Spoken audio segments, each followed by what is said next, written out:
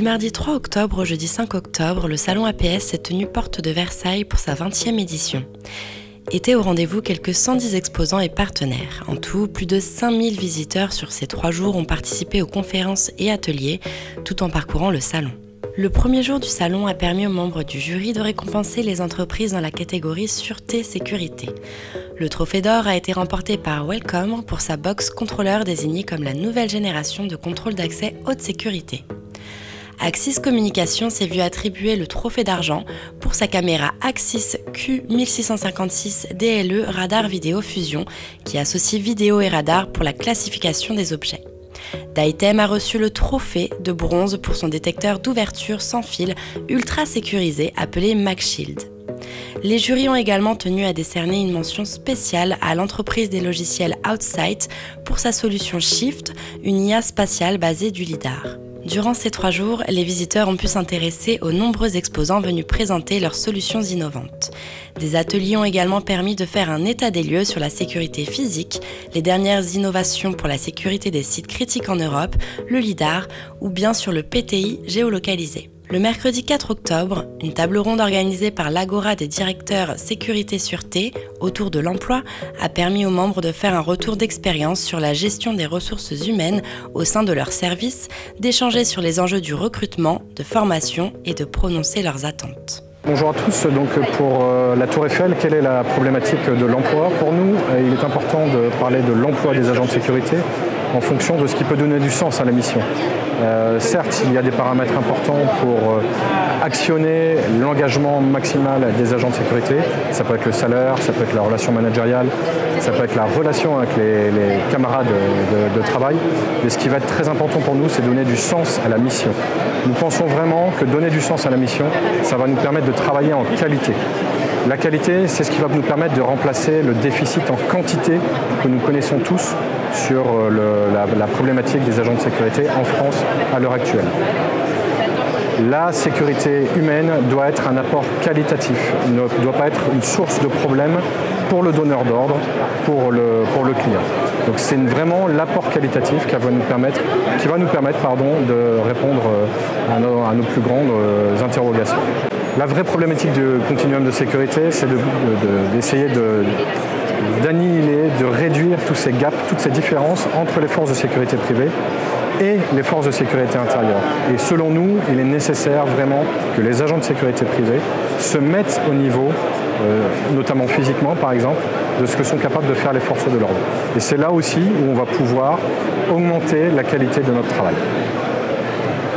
Dans le cadre de la conférence de ce matin sur l'emploi dans la sécurité, j'ai eu l'occasion de réaffirmer qu'après les mesures prises par le législateur sur la moralisation de la sécurité privée, après en fait le cursus de formation et notamment les points qui sont obligatoires dans la formation des agents de sécu, j'ai pu dire nos besoins en tant que donneur d'ordre, notamment en fait sur la nécessité d'améliorer en fait le processus de certification, puisque aujourd'hui en fait les centres de formation sont aussi les évaluateurs des agents, des candidats à la carte professionnelle, et en tant que donneur d'ordre, on rencontre quelques difficultés sur les compétences et sur les connaissances surtout des agents nouvellement formés. Et donc, afin d'améliorer en fait ce cursus de formation initiale, au sein de Radio France, on a mis en place des formations complémentaires qui permettent en fait de revoir les fondamentaux sur le cadre d'emploi des agents de sécurité, notamment l'engagement de la légitime défense, sur les possibilités d'utiliser la force, sur quels sont le cadre d'appréhension éventuellement d'un auteur d'infraction. Et donc cette formation permet de confirmer en fait les connaissances, le socle de pédagogique nécessaire au métier d'agent de sécurité, mais également de faire des mesures complémentaires sur la connaissance topographique de la maison de la radio, la connaissance en fait du règlement de visite, la connaissance des procédures d'urgence, et d'autres catégories de pédagogie qui sont nécessaires pour que nos agents, qu'ils soient internes ou les prestataires de sécurité qui viennent travailler à la Maison de la Radio, puissent avoir les mêmes connaissances et les mêmes compétences pour être efficaces en fonction des situations qu'ils peuvent rencontrer dans le cadre de leur métier. Au niveau de l'emploi au Muséum national d'histoire naturelle, il y a une petite particularité puisque je suis une entité publique et du coup j'ai aussi bien des agents de sécurité maison qui sont des fonctionnaires et des agents de sécurité de sociétés privées de sécurité.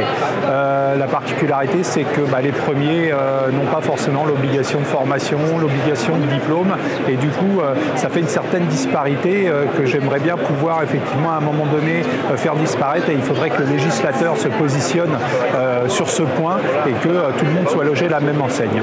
Mais globalement sur la sécurité et l'emploi, aujourd'hui de gros efforts sont faits parce qu'il y a les Jeux Olympiques à Paris en 2024. Il serait dommage à un moment donné qu'effectivement ces efforts et ces recrutements qui vont être faits ne soient pas poursuivis dans le temps et qu'on ne puisse pas garder les gens qui vont être recrutés. Pour ce faire, à mon sens, il y a quelques pistes qu'il faudra développer. La première est effectivement de donner une perspective pour les gens qui sont agents de sécurité. C'est-à-dire que quand dans un emploi vous voulez y rester, il faut que vous puissiez vous projeter à 2 ans, 3 ans, 5 ans, 10 ans, vous dire qu'est-ce que je serai dans 10 ans dans cette entreprise ou dans ce métier en tout cas. Et ça permet effectivement de mettre en place un certain nombre de formations pour faire évoluer les gens.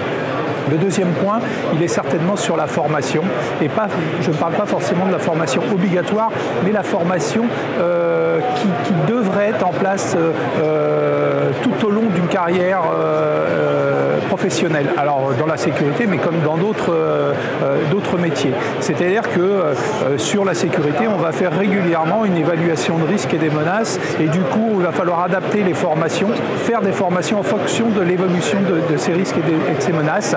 Et puis, globalement, ça va permettre de garder les gens, parce que les gens vont être intéressés. Et puis, au final,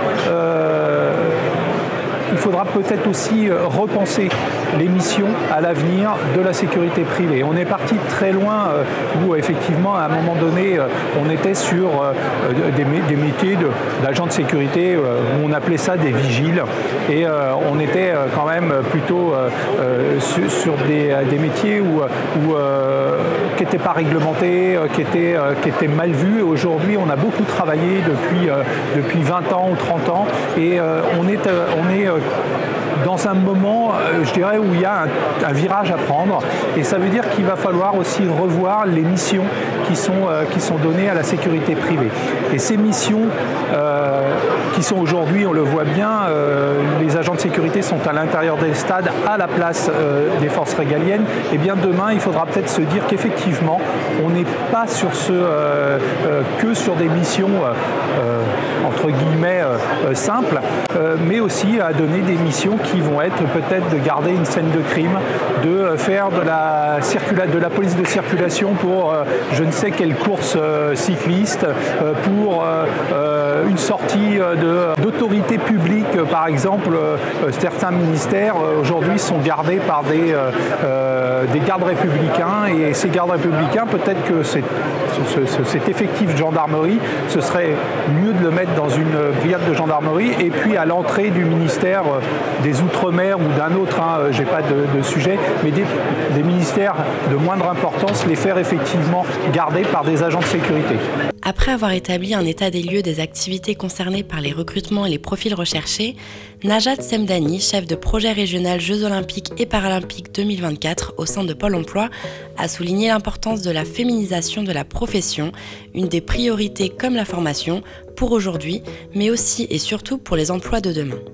Enfin, Jean-François Soldourdin, directeur du salon APS, se dit satisfait de cette édition qui a accueilli sur 3 jours 4100 visiteurs uniques et 110 exposants, donc 48% de nouveaux. On peut déjà tirer un premier bilan puisqu'on a 2 journées pleines écoulées, donc qui ont été 2 très bonnes journées, jour 1, jour 2. Avec 110 exposants qui sont rassemblés sur cette édition, 110 exposants tous experts de la sûreté et sécurité. Et puis on attend entre 3500 et 4000 visiteurs, chiffre qu'on pourra évaluer à la fin bien sûr de la dernière journée du salon. Alors c'est une édition qui est marquée par un certain nombre de tendances majeures du secteur de la sûreté-sécurité. Moi j'en dégagerai 3 qui me semblent essentielles. La première, c'est qu'aujourd'hui, on fait de la sûreté-sécurité des organisations dans un monde qui est devenu un monde incroyablement instable. C'est un monde de crise perpétuelle et de crises multiples, que ce soit en termes de géopolitique, d'énergie, de mouvements et de contestations sociales, de problématiques climatiques. On est dans un monde d'incertitude qui est vraiment la caractéristique dans laquelle on doit s'inscrire quand on fait de la sûreté-sécurité aujourd'hui pour les organisations. Ça, c'est le premier point. Le deuxième point que je vois, c'est que tous les professionnels, tous les acteurs de la filière sûreté-sécurité ont aujourd'hui des gros enjeux métiers qui vont se traduire par des enjeux de compétences. Très clairement aujourd'hui, la question de la formation, de la technicité, de la montée en compétences est un enjeu majeur, que l'on soit un fabricant intégrateur, que l'on soit un installateur ou que l'on soit un responsable sûreté-sécurité dans les organisations. Il y a un enjeu essentiel. Et évidemment, cet enjeu est couplé avec des problématiques de recrutement. Alors bien sûr, le recrutement à l'occasion et en préparation des Jeux Olympiques, dont on a beaucoup parlé, mais c'est un sujet qui va bien au-delà, qui est un sujet structurel, qui est celui de pourvoir à des besoins qui ne vont pas cesser d'être croissants, et de le faire avec le souci et les moyens de tirer, je dirais, la profession vers le haut, pour répondre aux différents enjeux auxquels elle est confrontée. Encore une fois, ça peut être le cas pour des techniciens qui doivent être aujourd'hui des spécialistes du digital ou pour des agents de la sécurité privée, qui doivent répondre à des cahiers des charges très précis de la part des donneurs d'ordre et qui doivent donc être parfaitement formés pour répondre à ces cahiers des charges. Donc on a des enjeux métiers et c'est pour moi le deuxième axe qui marque cette édition d'APS.